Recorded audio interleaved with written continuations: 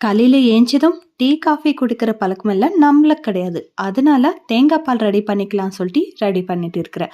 ரொம்ப சப்பியா இருக்கும் இல்லையா? அதனால தான் கொஞ்சம் ஜாகரி பவுடர் கூட மிக்ஸ் பண்ணிக்கினேன். இன்னும் குளிர்ச்சியா இருக்கிறதுக்கு பாதாம் பிசினி கூட ஆட் பண்ணிக்கினேன். சூப்பரா இருந்துச்சு. பாதாம் பிசினி கொஞ்சமா ஊற வச்சுக்கோங்க. நிறைய ஆயிடும். ஒரு 4 போட்ட எவ்வளோ இருக்கு பாருங்க.